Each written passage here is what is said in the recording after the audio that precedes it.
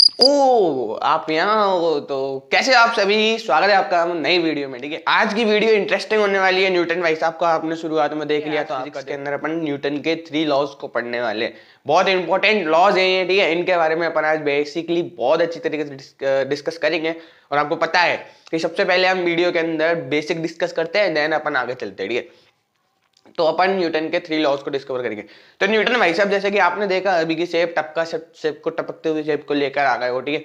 तो उन्होंने ऐसा क्या देखा उस सेब के अंदर, क्या वो सेब गोल्डन का था, सिल्वर का था, या सेब के कुछ लिखा हुआ था, या कुछ ऐसा था कि उन्होंने उसको देखा और एक माइंड में झटकाया और उन्होंने बना दिया कुछ 3 लॉ, ठीक है। तो बस यही था कि वो जो सेब था उसको देख के उन्होंने लॉ नहीं बनाया, उसके मोशन को देख के उन्होंने लॉ बनाए। था क्या कि जो सेब गिरा तो वो सेब नीचे क्यों गिरा, एक ऐसी डायरेक्शन में गिरा जहां से वो गिर गया, तो मतलब हिला नहीं वो अपने डायरेक्शन से, डायरेक्टली नीचे गिरा, और गिरा भी तो नीचे गिरा। तो चक्कर ये था कि उन्होंने मोशन के 3 लॉ दे दिए, ऐसे और डिस्कस करी और ऑब्जेक्ट्स को देखा और मोशन के 3 लॉज उन्होंने दे दिए। तो अपन आज बेसिकली उन्हीं 3 लॉज को पढ़ने वाले हैं। अगर वीडियो पे आप नए हो तो प्लीज वीडियो को लाइक कर दीजिए और चैनल को सब्सक्राइब कर लेना, क्योंकि ऐसे ही मस्त मस्त interesting videos with interesting topics हम आपके लिए लेके आने वाले हैं आगे आने वाली वीडियोस में, ठीक है। तो हमारे साथ बने रहिए। चलते हैं। सबसे पहले अपन देखो, लॉज को पढ़ने से पहले उन्होंने मोशन के ऊपर लॉ दिए थे, 3 लॉज ऑफ मोशन। मोशन के ऊपर लॉ दिए थे। सबसे पहले समझ तो लेते हैं कि मोशन क्या होता है भाई साहब। तो मोशन क्या है? If an object is said to be in motion if it change its state with time। एक ऑब्जेक्ट को अपन मोशन में तब कहेंगे कि जब वो ऑब्जेक्ट अपनी स्टेट को टाइम के साथ में चेंज कर रहा हो, ठीक है। अरे सुस्त क्यों हो रहे हो अभी से? चलो आगे बढ़ो, देखो हाँ, आगे मत बढ़ना वीडियो के अंदर, वीडियो स्किप नहीं करनी है, ठीक है। अपन को एक एक चीज समझनी है। मतलब कि एक ऑब्जेक्ट को अपन मोशन में तब कहेंगे जब वो ऑब्जेक्ट अपनी स्थिति, अपनी स्टेट को चेंज कर रहा हो विद रेस्पेक्ट टू टाइम, ठीक है। तो वही लिखा हुआ है, देखो, an object is said to be in motion is said to be in motion if it change its state with time। अपनी स्टेट को वो टाइम के साथ में चेंज कर रहा है। जैसे कि मैं अगर हाथ को घुमाऊंगा तो 1 सेकंड के अंदर मैं कितने चक्कर घुमा पा रहा हूं, वही मेरा क्या है, मोशन है, ठीक है। सुनिए, इधर देखिए, ये 2 एग्जांपल मैंने आपके लिए, बड़े क्यूट क्यूट से एग्जांपल हैं, ठीक है। इनके लिए लाइक जरूर कर देना वीडियो को। देखो ये क्या है, मैंने एक आपको फिसली बना दी। बचपन में बहुत फिसले हो गए आप दूसरों के घरों के सामने, है ना मजाक कर रहा हूँ, ठीक है। तो ये फिसली है, ठीक है। इस फिसली पर मैंने बॉल को सिर्फ रखा है, ठीक है। मैंने बॉल को पुश नहीं किया है, ठीक है। मैंने उसके ऊपर बिल्कुल भी फोर्स नहीं लगाया, मैंने एज इट इज सिर्फ बॉल को रख दिया है, ठीक है। और जैसे ही मैंने रखा तो उसके अंदर एक मोशन चालू हो गया, ठीक है। और वो मोशन जैसे ही चालू हुआ तो बॉल को नीचे लेके जा रहा था। तो क्या ये बॉल मोशन करेगी? यस करेगी। और क्या बॉल की स्टेट चेंज हो रही है? यस। पहले बॉल यहाँ थी, अब कुछ देर बाद वो यहाँ हो जाएगी, और फिर कुछ देर बाद यहाँ, और कुछ देर बाद फिर नीचे उतर जाएगी। तो वो टाइम के साथ में अपने मोशन को कर रही है। तो वो क्या है इसका, वो सॉरी, टाइम के साथ में अपने स्टेट को चेंज कर रही है, अपनी स्थिति को बदल रही है। तो वो क्या है इसका, मोशन, ठीक है। अब इस साइकिल वाले को देख लो, ठीक है। साइकिल वाले भैया बहुत स्पीड में साइकिल चला रहे हैं, बहुत स्पीड में साइकिल चलाते जा रहे हैं, लेकिन उनको क्या पता उनकी बहन सामने आ जाएगी कि मेरे को लेके चल। तो वो एकदम से ब्रेक लगाएगा, जूम।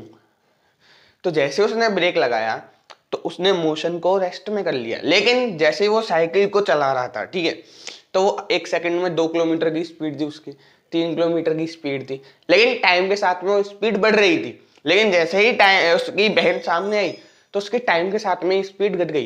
तो मतलब स्टेट चेंज हो गई। उसको आगे जाना था, वो रुक गया, लेकिन पहले से तो वो आगे चलता हुआ आ रहा था। तो सेम यही मोशन है कि वो साइकिल चला रहा है, उसकी बहन भी आई थी तो मोशन करके आई थी। तो टाइम के साथ में स्टेट को चेंज करना क्या कहलाएगा, मोशन कहलाएगा, ठीक है। सेकंड जो टर्म अपन को समझनी है इन लॉज से समझने से पहले, वो है फोर्स, ठीक है। मोशन समझ लिया, फोर्स। अब देखो, किसी चीज में मोशन हो रहा है, ठीक है, टाइम के साथ में वो अपनी स्टेट को चेंज कर दी है, लेकिन क्या वो अपनी स्टेट को बिना किसी एक्सटर्नल वर्क के, वो क्या अपनी स्टेट को चेंज कर सकती है? नहीं, ऐसा पॉसिबल नहीं है। वो साइकिल जब चल रही थी तो साइकिल के ऊपर मैं पेडल दे रहा था, मैंने एक्सटर्नल वर्क किया उसके ऊपर, तब जाके वो आगे बढ़ रही थी। जब वो बॉल खिसक रही थी तो उस बॉल के ऊपर ग्रेविटेशनल फोर्स लग रहा था, तब वो नीचे डुगल रही थी, नहीं तो वो तो स्टेशनरी हो जाती है ना। तो क्या कोई एक्सटर्नल वर्क किए कोई भी ऑब्जेक्ट एज ए मोशन कर सकता है?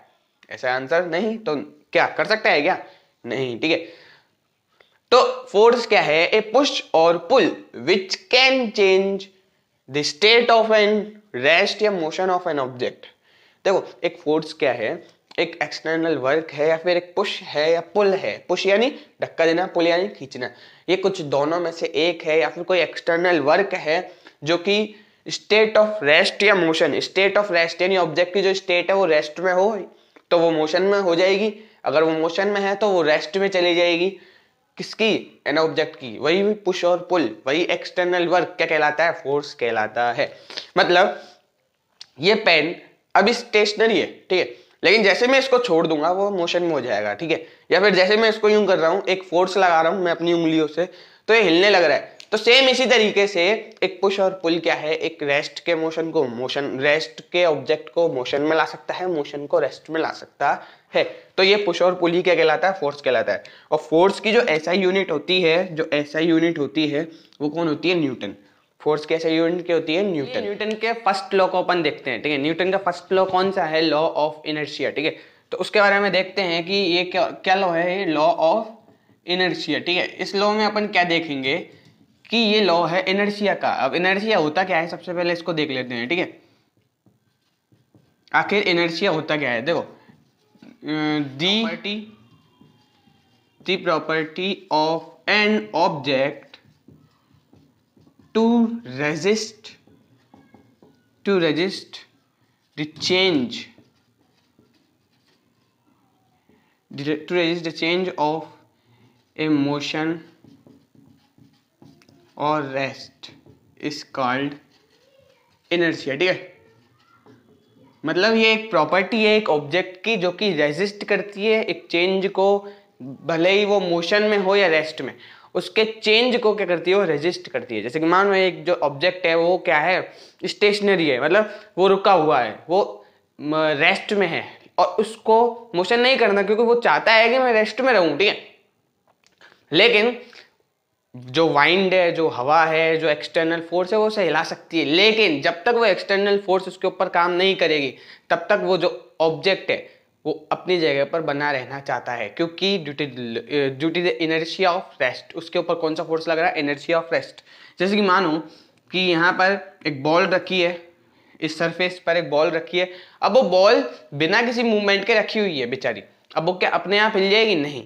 ये क्या चाहती है कि मैं एकदम स्टेबल रहूं, क्योंकि मेरे को क्या कह रहा है, इसके ऊपर वर्क कौन कर रहा है? इनर्शिया वर्क कर रहा है। और कौन सा इनर्शिया? इनर्शिया ऑफ रेस्ट इसके ऊपर क्या कर रहा है? वर्क कर रहा है, क्योंकि इनर्शिया चाहता है कि मैं रेजिस्ट करूं किसी भी चेंज, मोशन को चेंज करने वाली चीज को। कि इनर्शिया क्या करता है? रेजिस्ट करता है, अपोज करता है किसका? चेंजिंग का। तो वो जिस स्टेट में है वो उस स्टेट को रहना चाहता है। जैसे कि मानो ये एक फिसल्ली है ना, और इस फिसल्ली से मैं एक बॉल को एक जगह छोड़ देता हूँ, ठीक है, बॉल को रखकर छोड़ देता हूँ, तो क्या होगा? बॉल नीचे की तरफ मूवमेंट करेगी, नीचे की तरफ मोशन करेगी। अब क्योंकि नीचे की तरफ मोशन कर रही है तो बीच में बॉल रुक थोड़ी ना जाएगी, नहीं, क्योंकि इसके ऊपर वर्क कौन सा लग रहा है? इनर्शिया ऑफ, इसके ऊपर लग रहा है इनर्शिया ऑफ मोशन लग रहा है, ठीक है। इनर्शिया ऑफ मोशन, एक होता है inertia rest, inertia of motion, ठीक है।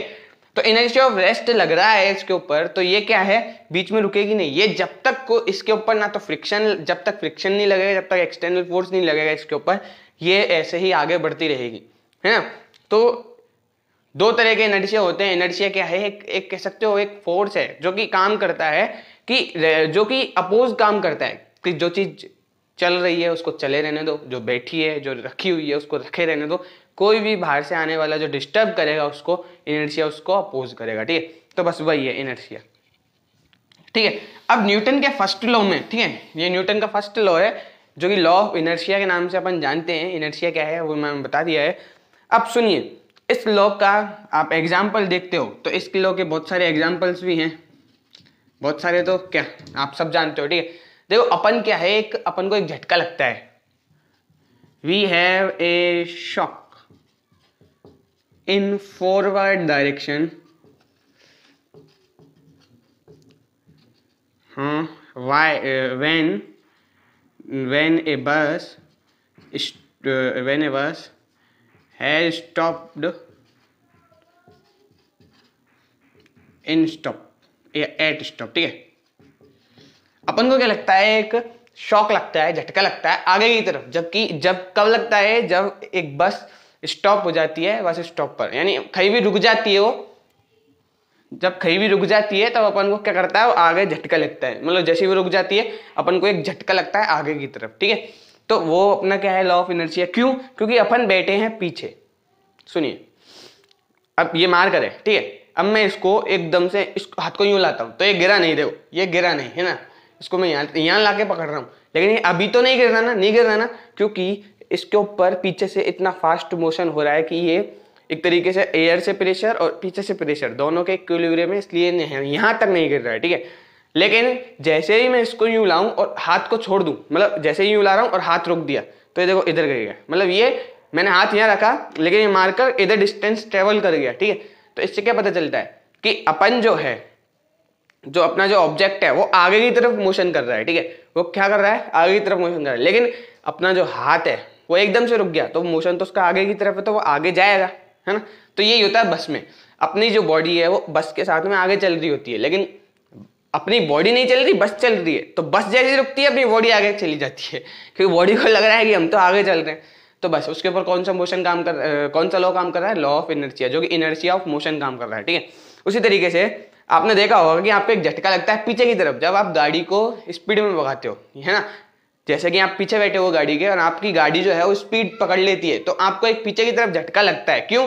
क्योंकि आपकी बॉडी की स्पीड नहीं है, आपकी गाड़ी की स्पीड, गाड़ी तेज भाग रही है, आप तेज नहीं भाग रहे, तो आपका जो पोजीशन है वो तो पीछे है, तो आपका कौन सा फोर्स है, इनर्शिया ऑफ रेस्ट, वो तो पीछे है। गाड़ी आगे भाग गई तो आपको तो झटका पीछे लगेगा ना, क्योंकि आप तो पीछे हो, गाड़ी आगे भागी है, ठीक है, तो वो लगता है आपको, ठीक है। और आपने बहुत अच्छा एग्जाम्पल सुना हुआ है, एक ग्लास के ऊपर, ये ग्लास है, ये ग्लास क्या बना दिया, ये एक ग्लास है, ठीक है, इसके ऊपर मैंने यहाँ पर एक कार्डबोर्ड रखा और कार्डबोर्ड पीस के ऊपर कॉइन, जैसे मैं इसको इधर धक्का दूंगा बहुत तेजी से, तो एक ग्लास के ऊपर जो ये कार्डबोर्ड के ऊपर जो कॉइन रखा है वो डायरेक्ट ग्लास के अंदर गिर जाएगा बिना गत्थे के साथ मूवमेंट किए हुए, क्योंकि इस कॉइन के ऊपर इनर्शिया ऑफ रेस्ट लग रहा है, वो रखा रहना चाहता है, ठीक है। तो ये भी एक आपका एग्जाम्पल है। अब देखिए, इस लॉ में अपन जो बात करते हैं वो मेनली बात करते हैं मोमेंटम के बारे में, ठीक है। और ये मोमेंटम क्या होता है,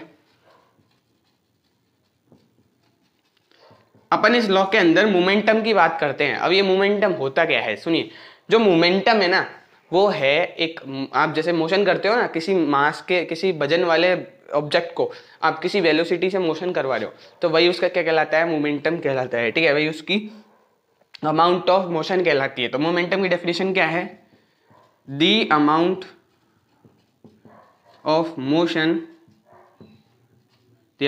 मोशन डन बाय ए ऑब्जेक्ट, ठीक है, एक ऑब्जेक्ट के द्वारा जो अमाउंट ऑफ मोशन की गई है उसी को अपन मोमेंटम कहते हैं। इसको लिखते कैसे हैं, momentum equal to mass into velocity.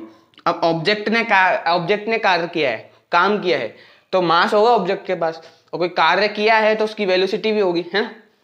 तो मास इनटू वेलोसिटी से अपन मोमेंटम को लिखते हैं, और वेलोसिटी को अपन जानते हैं कि वेलोसिटी को अपन लिखते हैं डिस्प्लेसमेंट अपॉन टाइम, ठीक है, और डिस्प्लेसमेंट को अपन एस से लिखते हैं, टाइम को टी से। लेकिन डिस्प्लेसमेंट को नापते किसमें अपन, ऐसा यूनिट में क्या करते हैं, इसको मीटर में लेते हैं, ठीक है, और टाइम को किस में लेते हैं, सेकंड में, ठीक है। तो यहां पर अपन लिख सकते हैं मास को किस में लेते हैं, केजी में, और वेलोसिटी अपॉन टाइम, देखो वेलोसिटी का क्या होता है, डिस्प्लेसमेंट अपॉन टाइम, वेलोसिटी को अपन मीटर पर सेकंड भी लिख सकते हैं, तो मीटर और यहाँ पर सेकंड, ठीक है, ये डिवाइड को मैंने ऐसे कर दिया। तो केजी मीटर पर सेकंड क्या है, इसकी ऐसा यूनिट है, ठीक है, केजी मीटर पर सेकंड क्या है, इसकी ऐसा यूनिट, इसकी मोमेंटम की, तो ये भी आप ध्यान रख लेना। तो मोमेंटम की ऐसा यूनिट क्या है, केजी मीटर पर सेकंड। और मोमेंटम निकालते कैसे हैं, द अमाउंट, मोमेंटम होता क्या है, the amount of work done या the amount of motion done by an object, जो मोशन एक ऑब्जेक्ट के द्वारा की गई है उसको अपन क्या कहते हैं, मोमेंटम कहते हैं। सुनिए, इसके अंदर अब 2 केस आते हैं मोमेंटम के, मैं आपको बता दूंगा, इसको स्क्रीनशॉट ले लीजिए, लेना है तो मिटा दूं, ठीक है। सुनिए, मैं इसको मिटा रहा हूँ, ठीक है। अब इधर देखिए, अब जो मोमेंटम है ना, उससे अपन को किसी व्यक्ति ने कार्य किया है या किसी व्यक्ति, जो कोई ऑब्जेक्ट है वो काम कर रहा है या स्टेशनरी है, उससे पता चलता है, ठीक है। तो अपन देखते हैं, देखो केस फर्स्ट, उसमें क्या है, अपन ले रहे हैं कि कोई ऑब्जेक्ट है ना, उसका मास है 5 kg, उसका मास कितना है 5 kg, लेकिन उसकी वेलोसिटी क्या है 0 मीटर पर सेकेंड।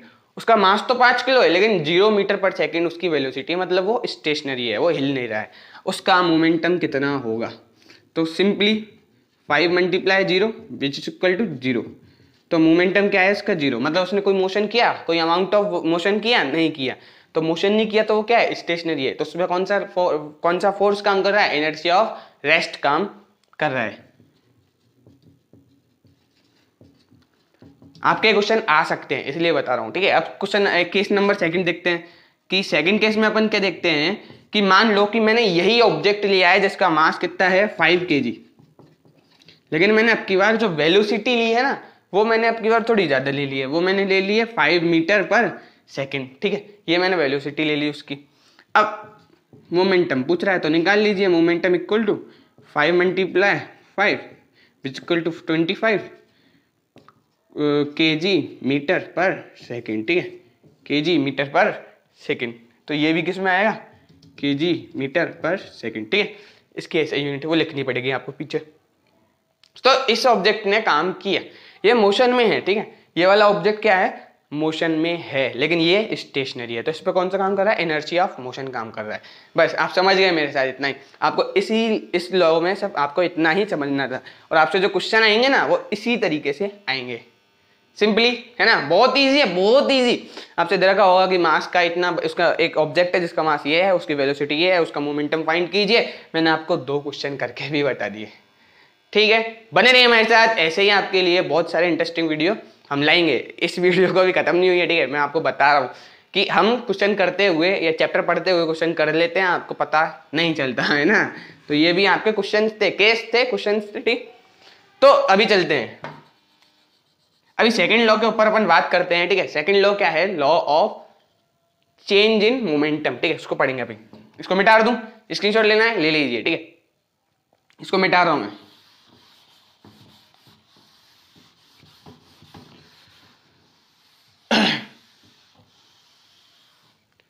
अब सेकंड लॉ पे अपन आते हैं। तो सेकंड लॉ क्या है, law of change in momentum, ठीक है। लॉ ऑफ चेंज इन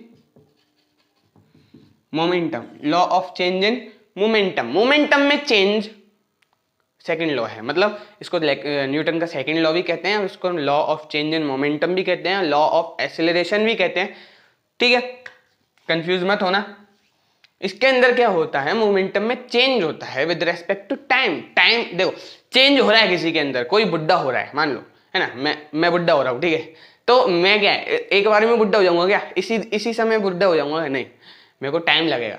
मैं टाइम के साथ में बुढ़ा होऊंगा, ठीक है। टाइम के साथ में मेरे सफेद बाल आएंगे, फिर टाइम के साथ में मेरे जो आपकी जो रीढ़ की हड्डी है वो झुकने लग जाएगी, है ना। तो ऐसे क्या होगा, टाइम के साथ में चेंजेस होंगे। तो सेम उसी तरीके से मोमेंटम में अगर टाइम के साथ में चेंज होने लग जाए तो वही क्या कहलाएगा, न्यूटन का सेकंड लॉ कहलाएगा।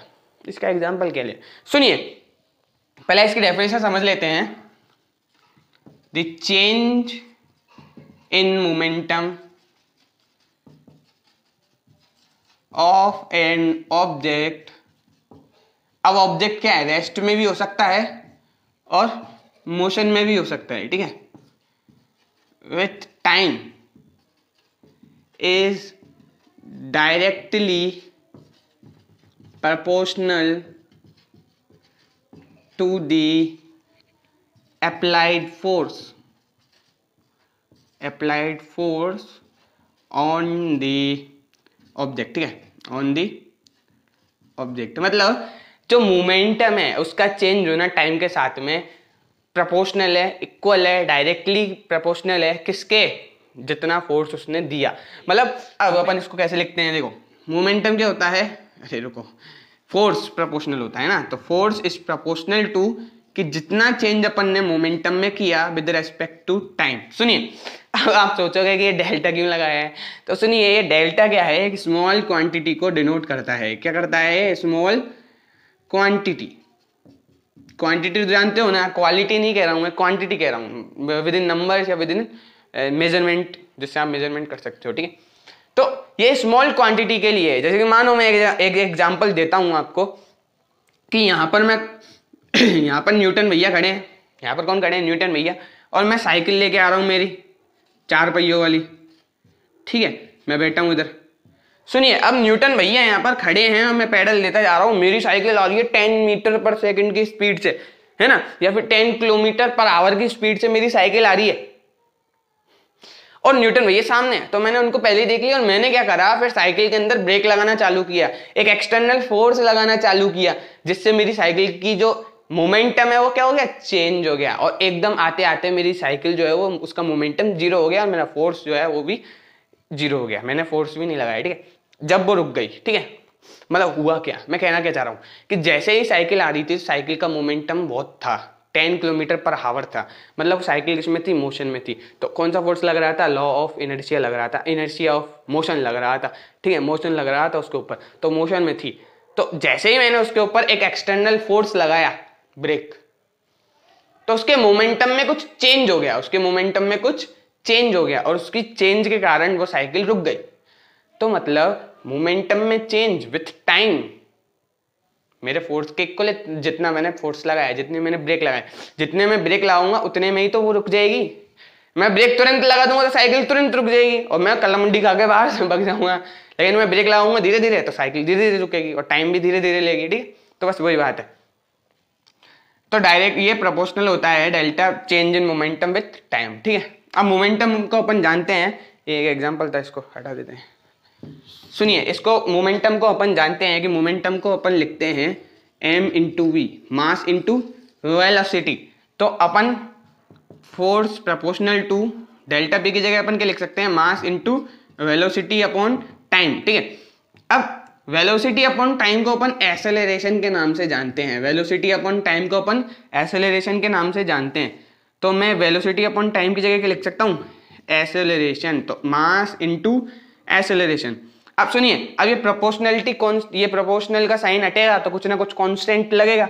तो मैं फोर्स इक्वल टू के एम ए कर देता हूँ, के एम ए, और ये आपका क्या है? न्यूटन का second law, force is proportional to mass into acceleration of that object. ठीक है, अब के क्या है यहाँ पर? सर के क्या है? अगर अपन के को मान लेते हैं कि इफ के इक्वल 1, अगर के 1 है तो फोर्स कितना होगा? F equal to m a. ठीक है, तो यही है आपका क्या? न्यूटन का second law, law of change in momentum. मतलब फोर्स जो है वो किसके इक्वल होता है? उस ऑब्जेक्ट के मास के और उसने जितना एक्सेलरेशन किया उसके। ठीक है, फोर्स उसके इक्वल होता है। तो F equal to m a, और ये बहुत काम आने वाला है, फॉर्मूला बहुत काम आने वाला है, तो इसको आप स्टार लगा लीजिए। ठीक है, तो अब ऐसा यूनिट तो पता ही नहीं, वो भी निकालनी पड़ेगी। तो ठीक, अब ऐसा यूनिट निकालते हैं, सुनो, बहुत ईजी है। ऐसा यूनिट ऑफ फोर्स, देखो एक फोर्स को, हाँ इसी फोर्स को आप न्यूटन के नाम से भी जानते हो, इसकी ऐसा यूनिट क्या होती है? न्यूटन। तो आप कहोगे सर ऐसा यूनिट ऑफ फोर्स तो न्यूटन है। अब भैया ऐसा यूनिट तो फोर्स न्यूटन है, मान लिया, लेकिन न्यूटन की भी तो कुछ ना कुछ वैल्यू होगी ना, होगी, यस, है ना। तो क्या होगी? देखो इधर से ले लेते हैं, तो मैं कह देता हूं कि F equal to m v upon t. सुनो, ये क्या है? मास, मास ऑफ ऑब्जेक्ट किस में आता है? केजी में। वेलोसिटी, वेलोसिटी, वेलोसिटी को अपन लिखते हैं किससे? Displacement upon time, displacement, displacement upon time. तो डिस्प्लेसमेंट किस में होता है? मीटर में, अपॉन टाइम। ठीक है, और यहां भी क्या है? टाइम, तो टाइम का स्क्वायर, तो यहां क्या आ जाएगा? केजी मीटर पर सेकंड का स्क्वायर। इसकी क्या होती है?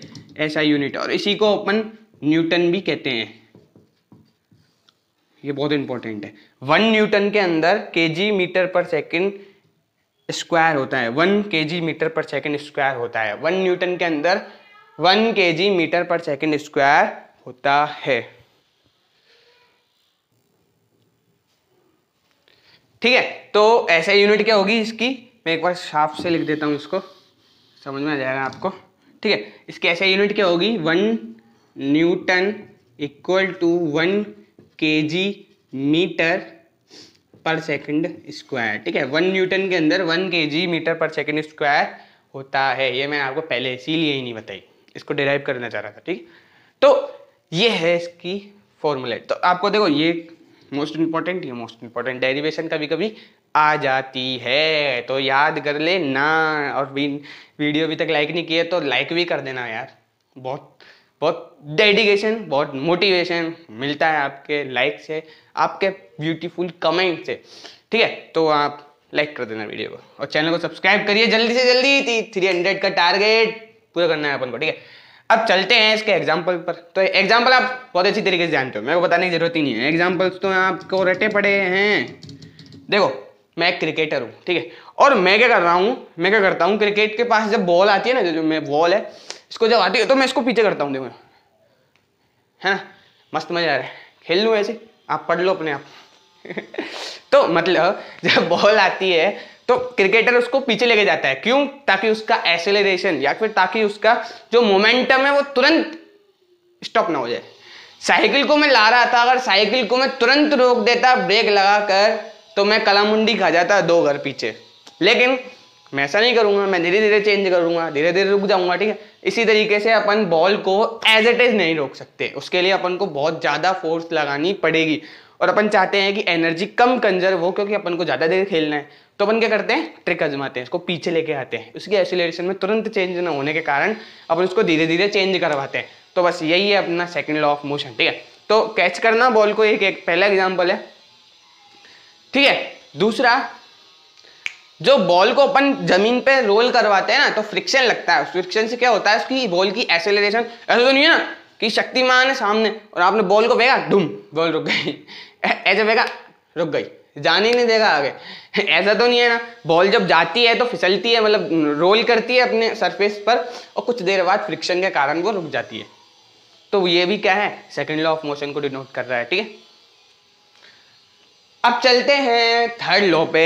टेंशन मत करिए, इनके क्वेश्चन आंसर्स को भी अपन प्रैक्टिस करेंगे इसी वीडियो के अंदर, तो आप बिल्कुल भी टेंशन मत करिए, ठीक है।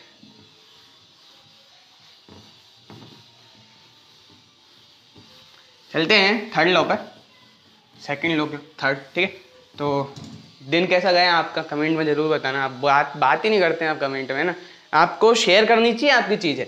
और जब आप किसी के साथ में आपके एक तरीके से आपके कॉन्सेप्ट को, आपके डाउट्स को जब आप किसी से शेयर करते हो ना, तो उससे होता क्या है, आपको कुछ नया सीखने को मिलता है। आप 10 लोगों से अपने डाउट को पूछो, उनमें से कुछ ना किसी की बात ऐसी होगी जो आपके डाउट से आगे जाएगी और आपको कुछ और भी समझ आएगी, ठीक है, कुछ अच्छा भी आपको मिलेगा, है ना। बहुत हो गया आज के लिए लेक्चर। तो लॉ ऑफ थर्ड लॉ है लॉ ऑफ एक्शन रिएक्शन, मेरा बहुत फेवरेट है, ठीक है।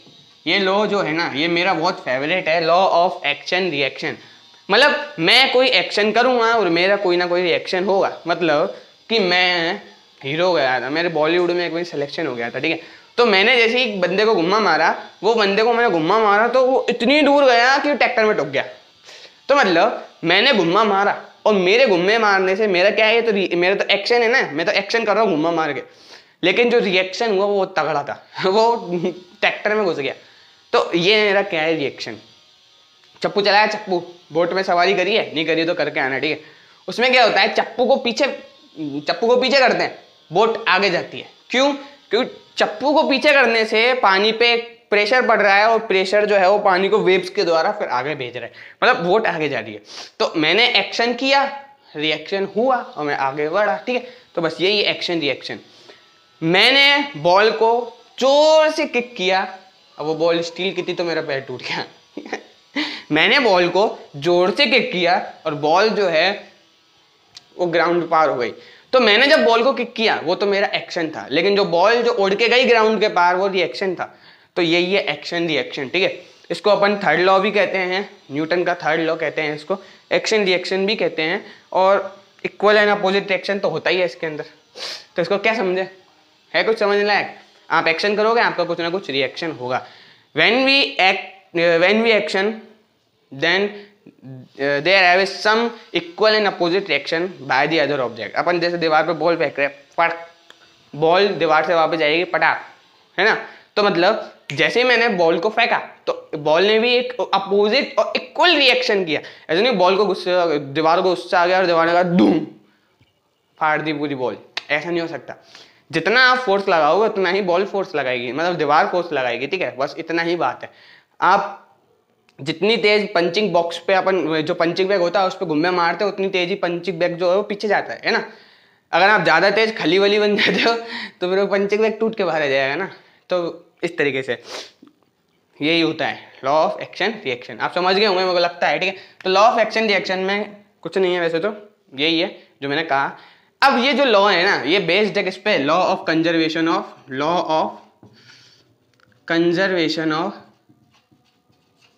Energy, law of conservation of momentum. ये जो लॉ है वो बेस्ड है law of conservation of momentum, यानी मोमेंटम का भाई साहब कैसे भी करके कंजर्वेशन होना चाहिए। मोमेंटम ना तो बर्बाद होना चाहिए, ना डिस्ट्रॉय होना चाहिए, ना खराब जाना चाहिए, ना ज्यादा होना चाहिए, ना कम होना चाहिए। जितना भेजा है पब्लिक ने उतना ही पब्लिक को वापस जाना चाहिए। तो मैं भी यही कर रहा हूँ आपके लिए, तभी तो मेरा फेवरेट है ये लो थर्ड वाला। क्यों? क्योंकि आप मेरे को लाइक्स और कमेंट भेजते हो, सब्सक्राइबर भेजते हो, तो मैं भी आपके लिए कुछ नया नया भेजता रहता हूँ। बस यही तो है एक्शन रिएक्शन, है ना। तो इसलिए लाइक कर दीजिए। सुनिए, लॉ ऑफ कंजर्वेशन मोमेंटम पर ये बेस्ड है। तो अपन क्या कहते हैं, कहना क्या है, the total momentum of an object is constant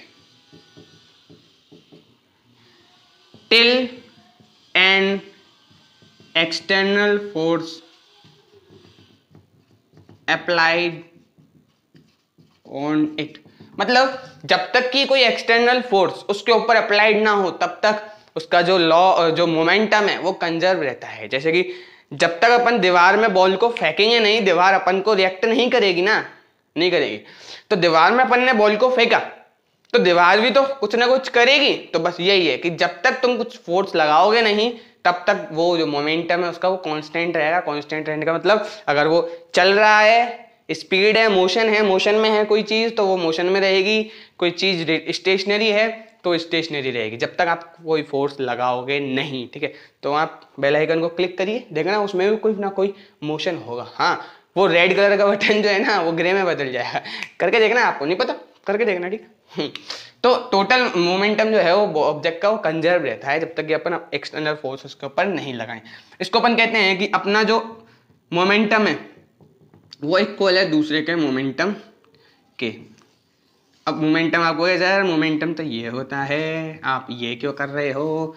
तो भाई पी को मोमेंटम को अपन मास इनटू वेलोसिटी भी तो लिखते हैं, और ए बी मैंने इसलिए लगाया object A object B, object A object B. ऐसे ले लो कि ये बॉल है और ये वॉल है, ठीक है, और मैंने बॉल और बॉल दोनों का यूज किया है, ठीक है, तभी मैंने ए बी कर दिया, ठीक है। बस इतना सा कहना है कि ये है आपका फॉर्मूला और ये आपके बहुत ज़्यादा काम आने वाला है। इसका एग्जाम्पल तो मैंने आपको बहुत सारे दे दिए हैं। बोट को चप्पू को पीछे करते हैं, बोट आगे खिसकती है, बॉल को किक करते हैं तो किक बॉल जो है वो बाहर। तो कुछ क्वेश्चन कर लेते हैं अपन इनसे रिलेटेड। मैंने आपसे कहा था क्वेश्चन मिलेंगे आपको, ठीक है। तो क्वेश्चन बड़े हलवा आएंगे आपको, टेंशन मत करो। एन ऑब्जेक्ट पहले देख लेते हैं, है ना, आप बताना। An object of 500 gram have the acceleration of 9.8 metre per second square, ठीक है। एक्सेलरेशन के ऐसे unit. What will be the force on that object. ये क्या पूछ रहा है, फोर्स पूछ रहा है। क्या दे रखा है, मास दे रखा है, एक्सेलरेशन दे रखा है, फोर्स पूछ रहा है। कौन से फॉर्मूले में आपसे फोर्स निकलवाता है, सेकंड फॉर्मूले में law of change in momentum में आपको फोर्स निकलवाता है। तो फोर्स का फॉर्मूला क्या है, F equal to m a. तो देखो फोर्स निकलवा रहा है, मास अपन को दे रखा है 500 ग्राम, केजी में होता है ना, तो यस इसको केजी में चेंज करोगे तो कितना आएगा, 500 ग्राम को केजी में चेंज करो तो कितना आएगा 500 अपॉन 1000 इक्वल टू 0.5 केजी, है ना, यही आने वाला है ना। तो सुनिए ये क्या है, 0.5 केजी मल्टीप्लाई 9.8 मीटर पर सेकंड स्क्वायर, ठीक है। तो आप जब इसको मल्टीप्लाई करोगे तो कितना आएगा, 5 8 जा 40 का 4, 5 9 जा 45 और 45 का 49 है ना, और 2 नंबर बाद पॉइंट 4.9 kg मीटर पर सेकंड स्क्वायर, क्या आ गया आपका फोर्स, या फिर आप इसको न्यूटन भी लिख सकते हो, 4.9 न्यूटन भी आप इसको लिख सकते हो। ठीक है, तो ऐसे हलवा क्वेश्चन आने वाला है। तो पहला वाला बहुत हलवा था, सेकंड देखते हैं। A bullet of mass 100 gram is fired, अरे इसको हटा देते हैं। एक बुलेट है जिसका मास कितना है, बुलेट का मास, तो बुलेट का मास कितना है 100 ग्राम, ठीक है, और गन का मास कितना है, गन का मास कितना है, मास ऑफ गन कितना है 20 kg। अब ग्राम को केजी में कन्वर्ट करोगे तो आएगा 0.1 kg। ठीक है, a bullet of mass 100 gram is fired from a gun of mass इतने kg विथ वेलोसिटी, इसकी वेलोसिटी कितनी थी गन की, सॉरी बुलेट की वेलोसिटी कितनी थी, कितनी वेलोसिटी से इसको फायर किया था, 100 मीटर पर सेकंड की वेलोसिटी से फायर किया था। Calculate the velocity of recall of the gun. अब जो गन जो है वो चलने के बाद में एक बार झटका लेती है ना पीछे की तरफ, तो उसकी वेलोसिटी कितनी हुई तो वो आपको बताना है, तो वो आपको नहीं पता। तो अपने पास फॉर्मूला है mb इक्वल टू mb, ये हो जाएगा आपकी बुलेट के लिए और ये हो जाएगा आपकी गन के लिए। तो देखो पुट कर दीजिए फटाफट, 0.1 मल्टीप्लाई 100 इक्वल 20 मल्टीप्लाई vg, ये तो आपको निकालना ही है। तो vg इक्वल टू ये 0.1 को 100 से मल्टीप्लाई करोगे तो क्या आएगा 10, और 20 का डिवाइड दोगे तो क्या आएगा 0.5 बार डिवाइड जाएगा, और वेलोसिटी को किसमें लिखते हो आप, मीटर पर सेकंड। तो अपने पास आ गया कि वेलोसिटी कितनी आ गई, vg कितना आ गया अपने पास 0.5 मीटर पर सेकंड। इतनी वेलोसिटी से आपके पीछे झटका लगा। ठीक है, आगे कितनी वेलोसिटी से झटका गई है वो 100 मीटर पर सेकंड, लेकिन झटका कितने से लगा है 0.5। आप देख सकते हो कि झटका बहुत कम लगा है ना, उसकी तुलना में झटका बहुत कम लगा है। 1 मीटर पर सेकंड का भी झटका अपन को नहीं लगा, तो झटका कम ही लगता है। ठीक है, तो इस तरीके से अपन ने क्वेश्चंस को भी कर लिया और अपन ने 3 लॉज ऑफ मोशन को भी अपन ने पढ़ लिया। ठीक है, न्यूटन के 3 लॉ को अपन ने खत्म कर लिया। अब सेब खाओ घर पे बैठ के और आराम से मजे करो, और नेक्स्ट वीडियो में मिलेंगे आपको। तब तक के लिए bye bye, supporting keep supporting, है ना। थैंक यू फॉर वॉचिंग, और लाइक कर देना वीडियो को, चैनल को सब्सक्राइब कर लीजिए। 300 का टारगेट आपको पूरा करना है।